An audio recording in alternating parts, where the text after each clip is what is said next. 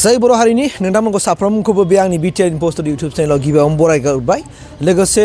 देग्लायनि 2026 गोदान बोसोरनि बयनिसिमबो हुबिसा जासिदों जे साफ्रोमनिबो जिउआव गोजोन खौसेथि रंजानाय जौगानाय आरो फैथों बयनिबो माने सानसेयाव गोथार सानसे जोनोम मोनथों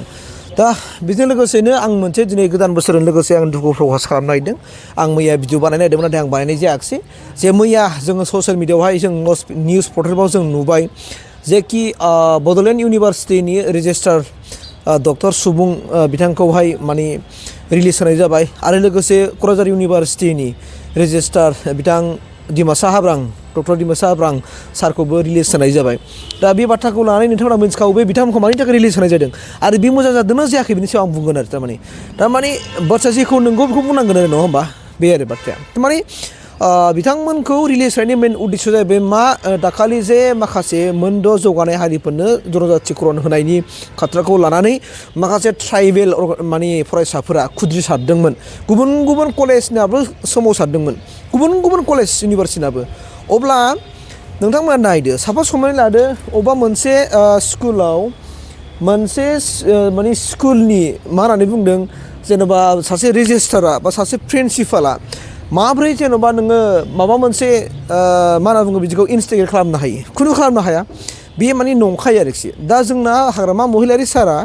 बे बाथ्राखौनो होनदों कि बिथाङा बे बड'लेण्ड इउनिभार्सिटिनि रेजिस्ट्रार डक्टर सुबुं सारजों लोगोसे क'क्राझार इउनिभार्सिटिनि रेजिस्ट्रार जेनेखि डक्टर डिमासा हाब्रां बिथांमोना माने बेजों माबा दं होननानै बुङो आरोखि बिथांमोननि इन्सटिगेटआव बे बाथ्रा जादों होननाय बाथ्राखौ आं सोंखारियो आरोखि आरो बे जोबोद लाजिथाव आरो सोंखारि जाथाव दिनै अबेबा मोनसे हमनानै लादो बे जायगायाव जुदि हाग्रामा महिलारि सारा जुदि बड'लेण्ड इउनिभार्सिटिनि रेजिस्टार मोनब्ला क'क्राझार इउनिभार्सिटिनि जुदि बिथाङाबो रेजिस्टार मोनब्ला मा बिथाङाबो इन्सटिगेट खालामगौमोन नामा कि ओरैबायदि खालामनानै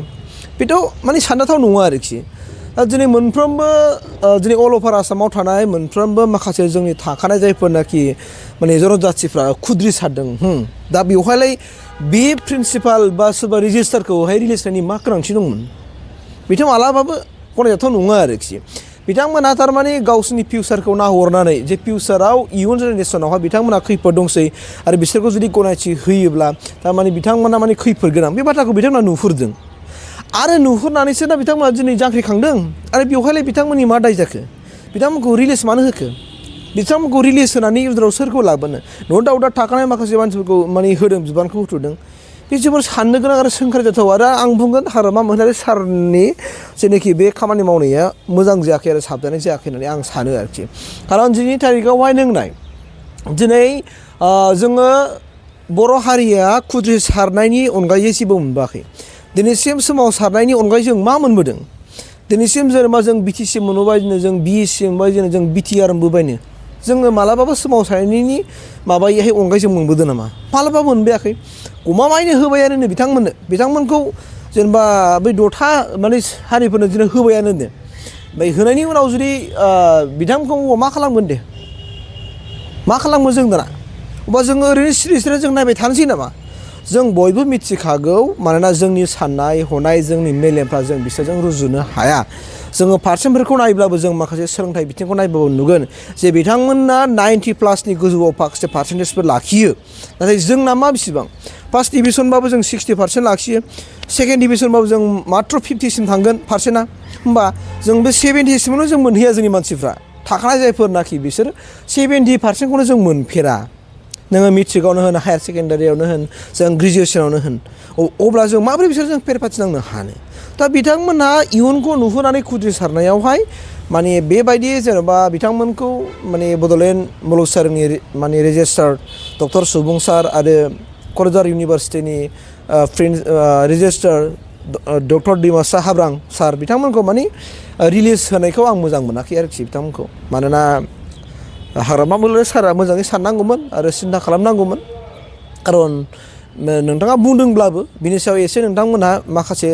सालिजारि खालामनानै नायनांगौमोन आरोखि ना बाथ्राया नंमारगौना नङा जुदि साराबो जुदि बे बड'लेण्ड इउनिभार्सिटिनि रेजिस्टार जानायमोनब्ला बड'लेण्ड इउनिभार्सिटिजों लोगोसे क'क्राझार इउनिभार्सिटिनि जुदि रेजिस्टार जानायमोनबा न' दाउट गुबुन गुबुन स्कुल कलेजनि प्रिन्सिपाल मोनब्ला नोंथाङाबो इन्सटिगेट खालामनांगौमोन नामा ओरैबायदि माव होननानै बुंगौमोन नामा स्कुलाव बेबायदि धरना ला होननानै नोंथाङा बुंगौमोन नामा मालाबा बुंनाय नङा आरो बे सम्भबानो जाथावा नोङो नोंनो बे गोजौ मासियाव जिरायनानै नों बोरै इन्सटिगेट खालामनो आरो नों बोरै बिथोन होनो बोरै नों अर्डार होनो बे साबजाथाव नङा आरोखि ओंखायनो 2026 दिनै जेनेबा फार्स्ट गिबि सानावहाय दिनै 1 जानुवारि बे 1 जानुवारि सानजों आं लोब्बा लाखिनानै आं बिराद दुखु प्रकास खालामबाय आरो आं बुंगोन आं जावले बुंबाय थागोन आंनि सायाव सोर बेसेबां गाज्रि मोनो गाज्रि मोना बेखौ आङो मिथिया नाथाय आं नोंगौ बुंगोन खुनु आंहा रावजोंबो जेबो लोब्बा गैया खिन्थु जायफोर खामानिखौ जेनेबा दा मैया जेनेबा जों नुबाय बे नटिसआ ओंखारनायखौहाय बे खामानि मावनाया मोजां जायाखै साबजाथाव नङा आरो बिराद सोंखारिजाथाव जोंनि हारिनि थाखाय बेखौ आं सारखौ बुंगोन आरो मा महिलारि सारा नों बेखौ मावनो नाङामोन नों बेबायदि खामानिखौ नोङो होथारनो नाङामोन आरोखि खारन बिथांमोननिखौ नों बुजिनांगौमोन बिथांमोना मानि थाखाय सोमावसारदों बेखौ नों बुजिनांगौन नट डाउट बिथांमोना माखासे इमसनेलि बाथ्राफ्रा जादों बुफाय बुसि जादों नंगौ थिगैनोसै खिन्थु बिथांमोननिबो बे भुल जाखाबायना बिथांमोनखौ बिदि भुल जाखाबाय बिथांमोनखौ भुल जानायनि थाखायनो बिथांमोना ससियेल मिडियाआव फैनानै निमाहाबो बिखांखाबाय माने गोबां मानसिनि गेजेराव हुलुसुर मानसिनि गेजेराव सोरबाया माने हठात सानो सोरबाया माने ओरैबायदि मावबा बिदि जानाय नङा बेबायदि सानो आरोना खिन्थु सोरबायानो सानस्लाबनो हायाना इमसनेलि माखासे बाथ्राफ्रा जानानै थांबाय आरो बेफोरखौ जेन' जों बेफोरबायदि सिरियास लालायलाया गावनिनो मानसि सोरनि मानसि नोंनिनो फिसा आंनिनो फिसा सोरनिथो फिसा गासिबोथ' जोंनिनो फिसाजोब ना नोंनि आंनिनो फिसाजोब ना रावबोथ' बाय गुबुन गैयाना अब्ला बेफोरबायदि खालामनाङामोन होननानै आं सानो आरोखि दा आंनि बे दुखु मोननायखौहाय आङो नोंथांमोननि गेजेराव दिनै